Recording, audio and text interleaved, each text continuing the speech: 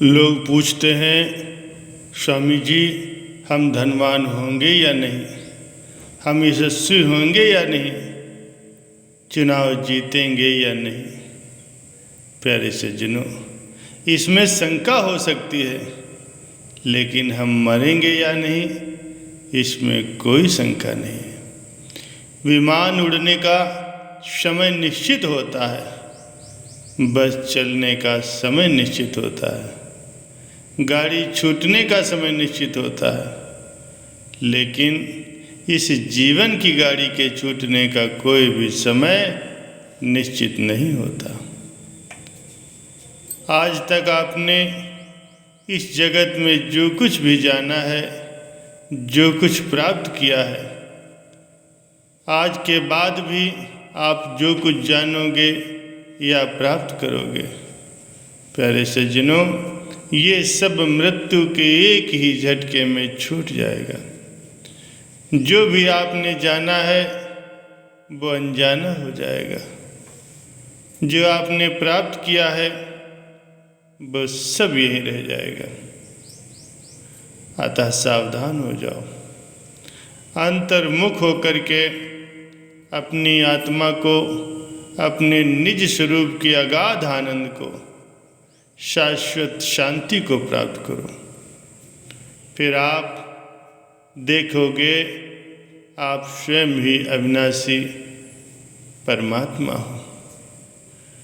जागो, उठो और अपने भीतर सोए हुए निश्चय बल को जगाओ। आत्म बल को अर्जित करो। आत्मा में अथाह सामर्थ्य है। अपने को दीनहीन मानकर बैठे तो विश्व में ऐसी कोई सत्ता नहीं जो तुम्हें ऊंचा उठा सके।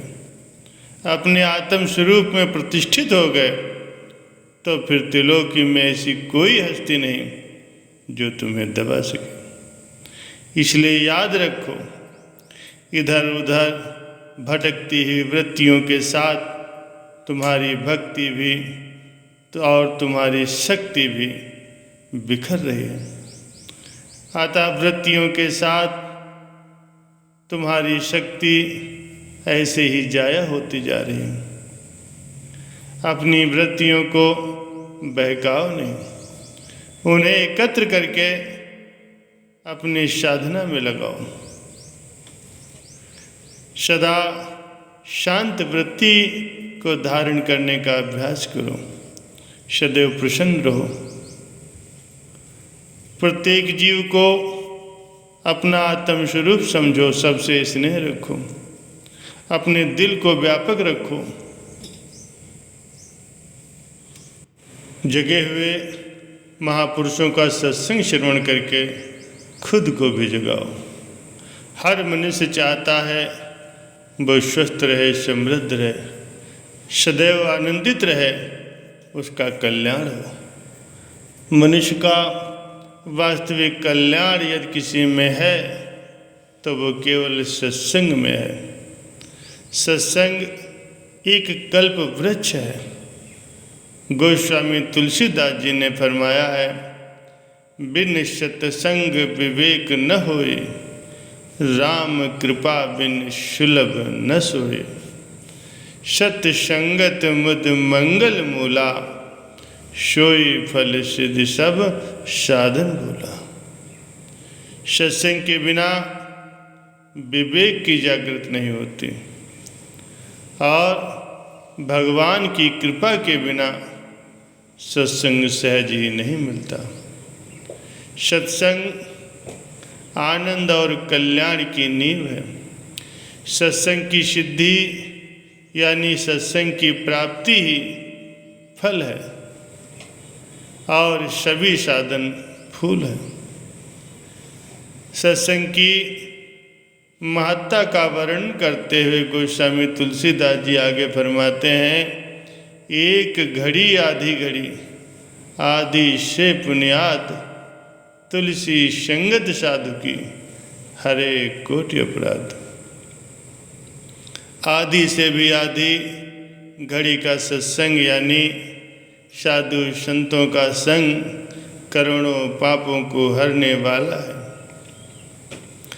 हम सबका ये परम सौभाग्य है कि हजारों लाखों को एक साथ ही ईश्वरीय आनंद में सराबोर करने, आत्मिक स्नेह के सागर में डुबकी लगाने के लिए संत महापुरुषों के आशीर्वाद से ये सत्संग आप लोगों की सेवा में उपस्थित है।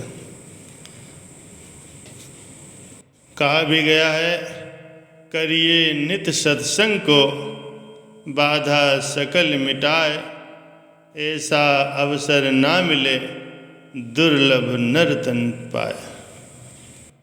प्यारे सज्जनों, जिसको मनुष्य जन्म की महत्ता का पता नहीं है, वे लोग इस देह के मान में, देह के सुख में, देह की सुविधाओं में अपनी अकल को, अपने धन को, अपना सब कुछ लुटा रहे हैं। लेकिन जिसको अपने जीवन की महत्ता का पता है, उन्हें अपनी वृद्धावस्था दिखती है, अपनी मौत दिखती है, बाल्यावस्था का, गर्भावास का दुख जिन्हें दिखता है, विवेक से जिन्हें संसार की नश्वरता दिखती है, सारे संसार को एक स्वप्नवत जो देखते हैं, ऐसे साधक मोह के आडंबर में, संसार की चकाचौंध में न फंस करके परमात्मा की गहराई में जाने की कोशिश करते हैं। जिस तरह एक भूखा व्यक्ति भोजन के सिवाय किसी अन्य बात पर ध्यान नहीं देता, प्यासा मनुष्य जिस तरह पानी की ही इच्छा रखता है, ऐसे ही विवेकवान साधक परमात्मा रूपी पाने की उत्कंठा को पाने की कोशिश करते हैं। ऐसे ही विवेकवान साधक परम शांति रूपी परमात्मा को पाने की इच्छा रखते हैं।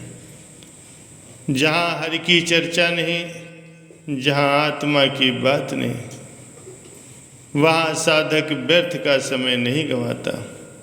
जिन कार्यों को करने से ध्यान परमात्मा की तरफ जाए नहीं, जो कर्म चित्त को परमात्मा से विमुख करें,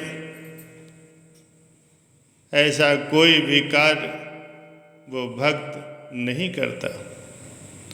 जिस मित्रता से भगवान की प्राप्ति न हो, ऐसी मित्रता को वो शूल की सैया समझता है। सौ संगत जल जाए जिसमें कथा नहीं राम की, बिन खेती बिन बाड़ी के बाढ़ भला किस काम की। बेनूर भले जिस नूर पे पिया की प्यास नहीं, ये जीवन नरक है जिस जीवन में प्रभु मिलन की आस नहीं। वो मति दुर्गति है जिसमें परमात्मा की तड़प नहीं। वो जीवन व्यर्थ है जिस जीवन में ईश्वर के मिलन का गीत नहीं है। वो धन बोझ है जो आत्म धन कमाने के काम ना है। वो मन तुम्हारा शत्रु है जिस मन से तुम अपने प्रभु परमात्मा से न मिल पाओ। वो तन तुम्हारा शत्रु है जिस तन से तुम परमात्मा की ओर न चल पाओ। ऐसा जिनका अनुभव होता है वे ही साधक आत्मज्ञान के अधिकारी होते हैं। जो व्यक्ति देह के सुख और देह की प्रतिष्ठा, देह के स्वाराम पाने के लिए धार्मिक कर्मकांड करता है, वो अपने आप को ठगता है। कई लोग अपना घुटना या शरीर हिलाते रहते हैं। ऐसे लोग ध्यान के अधिकारी नहीं होते, योग के अधिकारी नहीं होते। मन को एकाग्र करने के लिए तन भी संयत होना चाहिए। एक बार भगवान बुद्ध परम गहरी शांति का अनुभव लेकर अपने भिक्षुकों को कुछ सुना रहे थे। सुनाते सुनाते बुद्ध एकाएक ही चुप हो गए, मौन हो गए। सभा विसर्जित हो गई। किसी की हिम्मत न हुई कि वो तथागत बुद्ध से इसका कारण पूछे। समय बीतने पर कोई ऐसा अवसर आया, तब भिक्षुओं ने बड़े आदर सहित प्रार्थना की, प्रभु उस दिन आप अत्यंत गंभीर विषय पर बोलते बोलते अचानक ही चुप हो गए थे, क्या कारण था? बुद्ध ने कहा, जब सुनने वाला ही कोई नहीं था तभी मैं चुप हो गया था। भिक्षुकों ने कहा, प्रभु हम तो थे। बुद्ध ने कहा, नहीं, किसी का सिर हिल रहा था तो किसी का घुटना हिल रहा था, तुम वहाँ पर थे ही नहीं। आध्यात्मिक ज्ञान के लिए चित्त तब तक एकाग्र नहीं होता जब तक शरीर की एकाग्रता शुद्ध न हो। आप अपने तन को, अपने मन को स्वस्थ रखिए। संसार का सर्वस्व लुटाने पर भी यदि परमात्मा मिल जाए तो बड़ा सस्ता सौदा है, और सारे विश्व को पाने के लिए यदि परमात्मा का वियोग होता है तो वो सौदा बड़ा खतरनाक है। ईश्वर के लिए जगत को छोड़ना पड़े तो छोड़ देना, लेकिन जगत के लिए कभी भी ईश्वर को मत छोड़ना। ईश्वर के लिए प्रतिष्ठा छोड़नी पड़े तो छोड़ देना, लेकिन प्रतिष्ठा के लिए कभी ईश्वर को मत छोड़ना। स्वास्थ्य और सौंदर्य परमात्मा के लिए छोड़ना पड़े तो छोड़ देना, लेकिन स्वास्थ्य और सौंदर्य के लिए परमात्मा को मत छोड़ना, क्योंकि एक न एक दिन ये स्वास्थ्य और सौंदर्य, मित्र और सत्ता, पद और प्रतिष्ठा सब प्रकृति के जरा से झटके से ही सब छूट जाएंगे। इसलिए तुम्हारा ध्यान हमेशा ही शाश्वत ईश्वर में होना चाहिए। तुम्हारी मति में परमात्मा के सिवाय किसी अन्य वस्तु का मूल्य नहीं होना चाहिए। जैसे समझदार आदमी वृद्धावस्था आने से पहले ही धार्मिक यात्राएं कर लेता है, बुद्धि क्षीण होने से पहले ही बुद्धि में वाह स्थित पा लेता है, घर में आग लगने से पहले ही जैसे कुआं खुदवा लिया जाता है, भूख लगने से पहले ही जैसे भोजन की व्यवस्था की जाती है, ऐसे ही संसार से अलविदा होने से पहले ही उस प्यारे प्रभु परमात्मा से संबंध बना लेना चाहिए। जो ये संबंध बना लेता है वही बुद्धिमान है और उसी का जीवन ही सार्थक है।